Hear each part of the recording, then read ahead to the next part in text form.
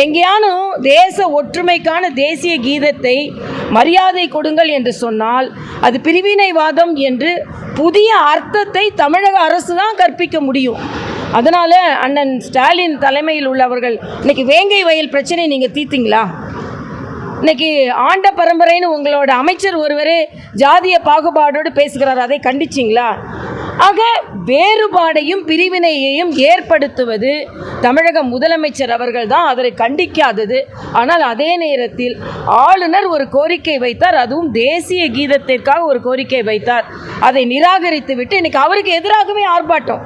அப்போ தமிழகத்தில் கொழுந்து விட்டு எரிந்து கொண்டிருக்கின்ற பெண்களுக்கு எதிரான குற்றங்கள், அதை மறைப்பதற்காக இன்னைக்கு ஆர்ப்பாட்டம் செய்கிறீர்கள். அதனால் தமிழக அரசின் இந்த நிலைப்பாடை நான் வன்மையாக கண்டிக்கிறேன். தமிழக அரசு பதில் சொல்லி ஆக வேண்டும். சென்ற 10 நாட்களில் ஆயிரக்கணக்கான தலைவர்களும் தொண்டர்களும் கைதாகினார்கள், அனுமதி மறுக்கப்பட்டது. ஆக தமிழக தெருக்களில் எதிர்க்கட்சிக்கு அனுமதி மறுப்பு, ஆனால் ஆளும் கட்சிக்கு அனுமதியா என்ற ஒரு கேள்வியை நீங்கள் எந்த நிலையில் அவர்களுக்கு என்னைக்கு அவங்க அனுமதி கொடுத்தாங்க? நாங்கள் ஆர்ப்பாட்டம் கொடுத்த கூட 5 நாளைக்கு முன்னால் நீங்கள் அனுமதி பெறணும்னு சொல்கிறீங்க. நேற்று அனுமதி பெற்று இன்று எப்படி ஆர்ப்பாட்டம் நடத்துகிறார்கள்? ஆக அப்பட்டமாக எதிர்க்கட்சிகளின் குரல் வழி நசுக்கப்படுகிறது. தமிழகத்தில் ஜனநாயகம் இல்லவே இல்லை என்ற குற்றச்சாட்டை நான் இங்கே வைக்கிறேன்.